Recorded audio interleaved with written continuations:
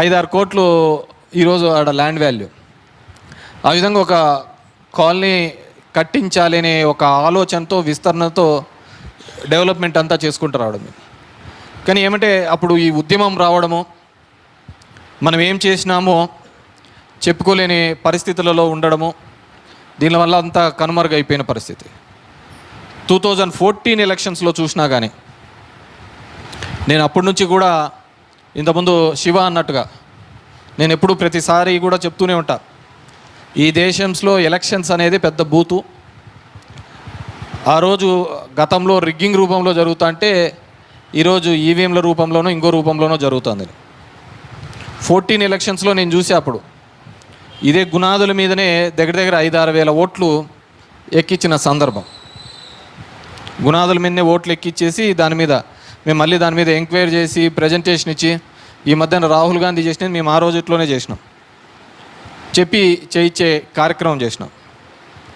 తర్వాత 2013లో వచ్చిన తర్వాత మనం 12 సీట్లతో ఉండిపోయినాం.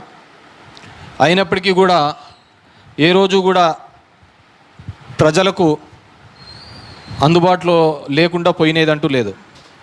నిరంతరం వాళ్ళ కోసం ఇబ్బందులు ఏమున్నా కానీ మనము కష్టపడుతూ వచ్చిన సందర్భం. ఈరోజు మాట్లాడుతున్నారు, అవి చేస్తున్నారు, ఇవి చేస్తున్నాం. మేము డెవలప్మెంట్ ఎవరు చేసినా వి వెల్కమ్ ఇట్, మేము స్వాగతిస్తాం. డెవలప్మెంట్ చేస్తున్నామని కథలు మానండి, చేసి చూపించండి అని మేము కోరేది అంతే. ఎందుకంటే మేము ఈరోజు చూస్తుంటాం కదా, మహిళా సంఘాలు ఉన్న వాళ్ళు సగం మంది మీరందరూ కూడా గ్రూపుల గురించి అవగాహన ఉన్న వాళ్ళే మీ వార్డులలో. నేను ఇదే గుడ్ మార్నింగ్ ధర్మవరంలో తిరుగుతూ ఉంటేనే వైఎస్ఆర్ కాలనీలో అనుకుంటా అందరినీ ఇట్లా 10 మందిని 15 మందిని అందరినీ కూర్చోబెట్టి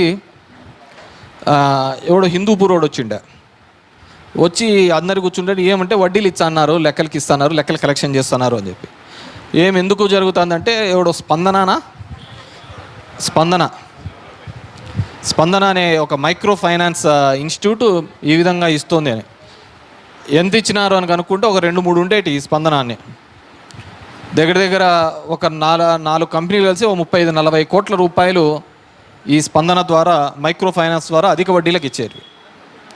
నేనే స్వయంగా అప్పుడు గాంధీనగర్లో ఒక ఆఫీసు, ఇప్పుడున్న సెరికల్చర్ ఆఫీస్ ఎదురుగా ఈ ఆఫీసుల దగ్గరికి మాకున్న కాంగ్రెస్, ఇంకా అప్పుడు వైసీపీ లేదు, కాంగ్రెస్లో ఉన్న వాళ్ళందరం వెళ్ళి సొంతంగా పగలగొట్టి, అవన్నీ కూడా మేము పగలగొట్టి 2 రోజుల్లో ఖాళీ చేసిపోవాలా, ఇక్కడ ఎవరి దగ్గరే కానీ ₹1 అడగకూడదు అని చెప్పేసి వార్నింగ్ ఇచ్చి అందరినీ కూడా పంపించడం జరిగింది. ఆ విధంగా దగ్గర 30-40 కోట్ల రూపాయలు అందరినీ కూడా ఇక్కడ ఉన్న మహిళా సంఘాలకు అందరికీ కూడా ఆ రుణాలన్నింటినీ కూడా మాఫీ చేయించే కార్యక్రమం చేయడం. మేము అంతటితో ఆగలే. తర్వాత వీళ్ళందరికీ కూడా లోన్లు ఎక్కడ ఎక్కువ ఇప్పించాలి, బ్యాంకర్లు బాగా అప్పులు ఇస్తుంటే వీళ్ళందరూ బయటికి పోయి ఎందుకు తెచ్చుకుంటారనే ఒక ఆలోచనతో సిరిసిల్ల ప్యాకేజ్ అని ఒకటి తీసుకొని వచ్చినాం.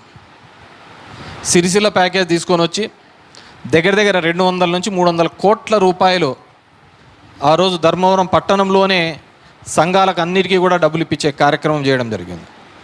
సిరిసిల్ల ప్యాకేజ్ తీసుకొని రావడం ద్వారా. దీంతోనే కాదు, తర్వాత సందర్భంలో చెత్త ఎక్కడంటే అక్కడ వేస్తున్నారు, దాని మీద సరిగా మెయింటెనెన్స్ లేదనే ఉద్దేశంతో ఆ రోజులో కూడా మా కౌన్సిలర్ టీం అంతా కలిపి మాండ్యాకు పోయింటిమి. మాండ్యాను మైసూర్కి ఆ 2 దాంట్లకు వెళ్ళి చెత్తని ఏ విధంగా డోర్ టు డోర్ కలెక్ట్ చేయాలి అని చెప్పేసి, ఎలా కలెక్ట్ చేయాలని చెప్పి మాండ్యాను పోయి, అదేవిధంగా అక్కడ మైసూర్కు పోయి, ఎందుకంటే ఆ రోజు నెంబర్ 2లో మైసూర్ ఉండే కార్పొరేషన్స్లో, 14వ ర్యాంక్ మాండ్యాకు ఉండే. వీరన్నింటినీ కూడా అక్కడ వెళ్ళి వెరిఫై చేసి, ఎందుకు చెప్తున్నాను ఏమంటే దిస్ ఆర్ ఆల్ నిరంతర ప్రక్రియ. ఏదో ఒకటి చేయాలి, ఈ ఊరికి ఏదో ఒకటి చేయాలి, ఇక్కడ ఏదో ఒకటి చేయాలనే ఒక ఉద్దేశంతో కంటిన్యూస్గా మేము చేసుకుంటూ రావడం జరిగింది. దాని తర్వాతనే డోర్ టు డోర్ కలెక్షన్ ఎంత ₹30తోనా, రోజుకు ₹1తో మనం మొదలుపెట్టినదే, అంతే కదా, ₹30 రోజుకు ₹1 లెక్కన మొదలుపెట్టే కార్యక్రమం చేసినాడు. చంద్రబాబు వచ్చి అదేంది అనే చెత్త మీద కూడా పన్నేస్తున్నాడు అనే, చెత్త మీద కూడా పన్నేస్తున్నాడు అని చెప్పేసి, రూపాయి పెద్ద విషయం కాదు, దాన్ని కూడా పెద్దగా రాద్ధాంతం చేసి ఎవడు కలెక్ట్ చేస్తాడు? ఎవడోడు కలెక్ట్ చేయాలి కదా, కలెక్ట్ చేయాలంటే వాళ్ళకి జీతాలు ఇవ్వాలా, ఏదో ఒకటి ఇవ్వాలి కదా. సో ఆ విధంగా చేసుకుంటా డిఫరెంట్ డెవలప్మెంట్ కార్యక్రమాలన్నీ కూడా చేసుకుంటూ రావడం జరిగింది. ఈ టెన్యూర్కి వచ్చేకల్లా ఇది చాలా ప్రత్యేకమైనది. ఎందుకంటే ఎప్పుడూ లేనంత విధంగా అదొక ఫేస్ అయితే, తర్వాత వచ్చిన ఫేస్లో చేసే కార్యక్రమాల్లో రాష్ట్రానికి సంబంధించిన నిధులు తక్కువగా ఉన్నాయి. మోస్ట్ ఆఫ్ ది దాంట్లో సంక్షేమానికి నేరుగా వెళ్తున్న సందర్భం. సంక్షేమానికి సంబంధించి ఒక్క ధర్మవరం పట్టణంలోనే 968 కోట్ల రూపాయలు కేవలం సంక్షేమం కోసం, పేద ప్రజల కోసం, సంక్షేమం కోసం ఇప్పించే కార్యక్రమం చేసినాం. అదేవిధంగా 389 కోట్లు, 86 కోట్ల రూపాయలు పట్టణంలో అభివృద్ధి చేసే కార్యక్రమం చేసినాం. మున్సిపాలిటీల మీద భారం పడకుండా ఆ రోజు పాత మున్సిపల్ ఆఫీస్ని పడగొట్టి గుడ్విల్ ఆక్షన్ కింద తీసుకొని వచ్చిన, ఈరోజు మార్కెట్ గుడ్విల్ ఆక్షన్ కిందకి తీసుకొని వచ్చిన, అదేవిధంగా ఇప్పుడు చంద్రన్న భవన్ అనేది పెట్టిన గుడ్విల్ ఆక్షన్ తెచ్చిన, దాని పక్కన మాలగుండ్ల పెద్దయ్య వకీల్ పెద్దయ్య కాంప్లెక్స్ తీసుకొని వచ్చిన, ఎక్కడే కానీ మున్సిపాలిటీ మీద ఒక రూపాయి భారం లేకుండా దగ్గర గుడ్విల్ ఆక్షన్ రూపంలోనే 30 కోట్ల రూపాయలతో ఈరోజు కాంప్లెక్స్లు కట్టించి మున్సిపాలిటీని అన్నింటినీ కూడా రెవెన్యూ వచ్చే విధంగా చేసినాం. ఎందుకంటే మున్సిపాలిటీకి ఎప్పుడు నిధులు రావు, అక్కడే సెల్ఫ్ సస్టైన్ అవంటిగా అవి ఉన్న వాళ్ళకున్న కమర్షియల్ ట్యాక్స్ రూపంలోనో దీనిల రూపంలో కలెక్ట్ చేసుకొని దాన్ని వినియోగించుకోవాలి. అది దాని యొక్క ప్రత్యేకత. సో అవన్నీ అలా తీసుకొని వచ్చి డెవలప్ చేసిన సందర్భం.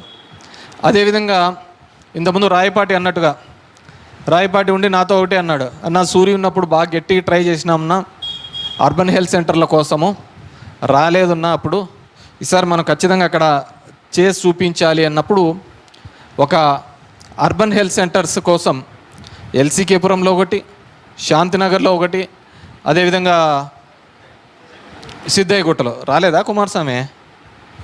ఎక్కొచ్చిందా? ఇక అడిగినాడు బాగాలేదా? సో ఆ విధంగా డెవలప్మెంట్ కార్యక్రమాలకి తీసుకొని వచ్చే కార్యక్రమం చేసినాం. హాస్పిటల్స్ కానీ ఎంసీహెచ్ మేము పోయినప్పుడు, అప్పుడు హాస్పిటల్స్ పోయినప్పుడు చెక్ చేసినప్పుడు, తనిఖీ చేసినప్పుడు అక్కడ ఈ తల్లి బిడ్డలకు సంబంధించిన దాంట్లో ఇబ్బందిగా ఉందని చెప్పేసి ఉద్దేశంతోనే మనం హాస్పిటల్ తీసుకొని వచ్చిన.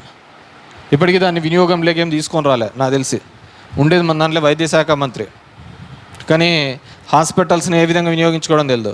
అదేవిధంగా పాత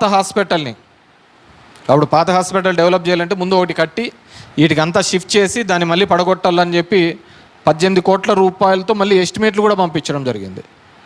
ఈ ప్రభుత్వం వచ్చిన తర్వాత దాన్ని ఎక్కడ పక్కన చేసినట్టున్నారు నాకు తెలిసి. ఈ విధంగా అభివృద్ధి. అదేవిధంగా నేతన్న నేస్తం కావచ్చు, నేతన్న నేస్తానికి దానికి ఒక పెద్ద చరిత్ర ఉంది. నాకు తెలిసి బాలంగోపాలు వీళ్ళందరూ ఉండరు, అప్పుడు ఒక పెద్ద ధర్నా చేసినారు పిఆర్టీ సర్కిల్లో. ఈ ముడి సరుకులు విపరీతంగా పెరిగినాయి. ముడి సరుకులు విపరీతంగా పెరిగితే దాంట్లోకి ఏదో ఒకటి చేయాలని చెప్పేసి అప్పుడు ఫైట్ చేసి కేజీకి 250 రూపాయలు లెక్కన సబ్సిడీ కిందకి 4 కేజీలకు 650, 200తో 400, 3 కేజీలుగా 600 రూపాయలు తీసుకొని రావడం జరిగింది. తీసుకొని వచ్చి 600 తీసుకొని వచ్చిన తర్వాత మళ్ళీ టీడీపీ దాన్ని 1000 చేస్తాననింది, అది ఇవ్వలేకపోయారు వాళ్ళు. ఇక్కడే అంతా కలిసి ఒక 38 రోజులు రిలే నిరాహార దీక్షలు చేసినాం. అంతకుముందు ఒక 2-3 ధర్నాలు చేసినాం. స్పందించకపోతే రిలే నిరాహార దీక్షను తీసుకొని జగన్మోహన్ రెడ్డి ప్రతిపక్ష నాయకుడిగా ఉండి వీడికి పిలుచుకొని వచ్చి ఆ కార్యక్రమంలోనే నేతన్న నేస్తం అనే ఒక కార్యక్రమం 24,000 రూపాయలు మగ్గమున్న ప్రతి ఇంటికి ఇప్పిస్తానని చెప్పేసి ఆ రోజు అక్కడ పురుడు పోసుకున్న కార్యక్రమం. ప్రతి దాంట్లోనూ కూడా ఈరోజు చూస్తున్నాం, ఈ మైక్రో ఫైనాన్స్లు వచ్చేసినాయి. ఊర్లో 10 రూపాయలు వడ్డీగాళ్ళు ఎక్కువైపోయినారు, ఇళ్ళకి జొరబడి కడతాన్నారు. రేషాలు చూస్తే విపరీతంగా పోయినాయి. ఎట్లా పెరిగినాయి మీరే చూస్తున్నారు. ఎంత 6,700 ఉందా? 7,200 మాట్లాడిచ్చే నాగుడు లేరు. అడిగేవాళ్ళు లేడు, చెప్పేవాళ్ళు లేరు. మనకు మనమే అంత జిముక్ అనుకోవడం, బాగుంది అనుకోవడం, పోవడం అంతే. అంత సూపర్ ఉంది అనుకోవడం, మనకు మనం అనుకోవడం, పోతాడు. మాట్లాడేవాళ్ళు లేడు, అడిగేవాళ్ళు లేడు, చెప్పేవాళ్ళు లేడు. నెలకు 2 సార్లు విజిట్. మనకు వస్తున్నారంటే ఊర్లో ముగ్గును చూసి కనుక్కోవాలా, ఊర్లోకి వచ్చానాడు, ఎమ్మెల్యే వచ్చానాడు, మంత్రి వచ్చానాడు అని. లేకుంటే ఏం జరుగుతుందో తెలియదు. ఈరోజు ప్రతి అంశంలోనూ కూడా ఒక బాధ్యత గల అధికార పార్టీగా ఉన్నాం, ఒక బాధ్యత గల ప్రతిపక్షంగా కూడా పనిచేసిన సందర్భాలు ఉన్నాయి. బాధ్యత గల ప్రతిపక్షం కూడా పనిచేసినాం. ఈరోజు మాతో పాటే ఈ గవర్నమెంట్ వస్తూనే చాలామందికి చాలా విధాలుగా ఇబ్బందులు పెట్టారు, చాలామందిని చాలా విధాలుగా కూడా భయభ్రాంతులకు గురి చేసినారు. సరే, సంపాదించుకున్నాడు, లేదంటే దొంగతనం చేసినాడు, మిగిలించుకోవాలనుకున్నాడు, పోయినాడు. కానీ పార్టీ కోసం, నా కోసం నిలబడినటువంటి మీ 34 మందికి కూడా మరొకసారి పేరున ధన్యవాదాలు తెలియజేస్తాను. ఎందుకంటే కొన్నిసార్లు బాధ అనిపిస్తూ ఉంటుంది, వీళ్ళ కోసమా మనం అంతగా కష్టపడిందని. లోన్ కోటంలో అయితే ఎప్పుడు స్టేషన్లో వేసింటారో తెలియదు, ఎప్పుడు స్టేషన్లోనే ఉంటాడు. వాళ్ళ అక్క వాళ్ళ భార్య ఎప్పుడు ఫోన్లు చేయొచ్చు అంట, నాకంటే ఎమ్మకి ఎక్కువ.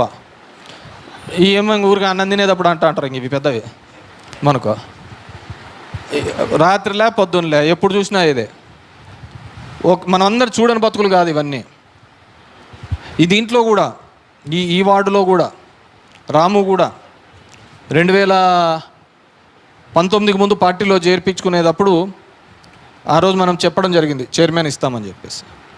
దాని తర్వాత జరుగుతున్న పరిక్రమంలో చాలామంది వచ్చి చెప్పినారు, ఇవ్వద్దండి అతనికి ఇవ్వద్దండి అని చెప్పేసి. అయినా కానీ నేను ఆ రోజు మాట చెప్పాను, ఆ మాటకు కట్టుబడి ఖచ్చితంగా నేను చేసి తీరాల్సిందే, చేసి తీరినాను కూడా. ఎందుకంటే మనల్ని నమ్ముకొని వచ్చిన తర్వాత వాళ్ళు ఎటుంటారో మనకు అనవసరమైన విషయం. మనం ధర్మం పాటించాలి అనే ఉద్దేశంతో నేను ఖచ్చితంగా వాళ్ళందరికీ కూడా న్యాయం చేసినారు. తర్వాత వాళ్ళ దారిని వాళ్ళు చూసుకున్నారు అనుకోండి. ఎందుకు చెప్తున్నానంటే ఇట్స్ వెరీ టఫ్. నేను మా పురుషోత్తంని చెప్తూ ఉంటా, 2009లో నాకు పురుషోత్తం అప్పటి నుంచి కూడా నేను వచ్చిన రోజు నుంచి నా వెంట నడిచినవాడు. 2009లో వాళ్ళ అన్న సదా నిలబడినాడు పిఆర్పికి సదా నిలబడితే సదాని విపరీతంగా ప్రెజర్ చేసినాడు. ఆయన వాళ్ళ ఇళ్ళల్లోంచి వెలివేసిన సందర్భం. కానీ నా కోసం, రాజశేఖర రెడ్డి గారి కోసం గట్టిగా నిలబడడం జరిగింది. మాకు తోడుగా ఉండి గట్టిగా నిలబడడం జరిగింది. ఆయన ఇంతవరకు అన్నట్టుగా నెక్స్ట్ నువ్వే దాంట్లో నాకు నిజంగా తప్పు, నేను చేయలేకపోయినా అయిపోయినా. ఈసారి మందు ఉండాలి, ఈసారి నెంబర్ అతనికే తగిలిందిలే అనుకోండి. కానీ అటువంటి టఫ్ సిచ్యువేషన్స్లో కూడా కుటుంబంలో అందరూ ఒత్తిడి చేసినా కానీ నిలబడిన సందర్భం. అలాగే చాలామందికి చాలా ఒత్తిళ్ళు వచ్చినాయి, చాలామందికి నిలబడిన సందర్భం. రాజకీయాల్లో అన్నాక మన క్యారెక్టర్ మనం నిలబడకపోతే దానికి బతికినా సచ్చినా ఒకటే. నాకు ఈ ప్రభుత్వం పోయిన తర్వాత చాలా పార్టీల నుంచి చెప్పినారు, మీరు కూడా చూసింటారు, రేపు దాంట్లోకి పోతాడంట, మన్నాడు దాంట్లోకి పోతాడంటే. గెలుస్తామో ఓడతామో దానికి ఏమైతే అంటే దాంట్లో మునిగేది లేదు, తెలియదు లేదు. కానీ మనం ఒకసారి ఆ విధంగా మారిన తర్వాత మనం ఎక్కడైనా పదవులు రావచ్చు, దానికి ఏముంటాయి చెప్పు, పదవులు వస్తూ ఉంటాయి. కానీ మన క్యారెక్టర్ పోయిన తర్వాత ఆ పదవి ఉన్నా లేకపోయినా సచిన్ శవంలాగానే ఉంటాను తప్ప దాంట్లో పెద్ద ఉపయోగపడేది ఉండదు అనేది నేను పూర్తిగా నమ్ముతాను, నేను పూర్తిగా విశ్వసిస్తాను. అంటే మనకు ఆ సెల్ఫ్ లేకపోతే, మనకు సొంతంగా క్యారెక్టర్ లేకపోతే జరుగుతున్న పరిణామాలకో దీనిలకో లొంగుతా పోతూ ఉంటే ఇంకా వేరేది అయ్యేది ఉండదు. కాబట్టి ఈరోజు అందరూ కూడా ఆ విధంగా నిలబడినారు. నిన్నటితో మీ టెన్యూర్ అయిపోయింది.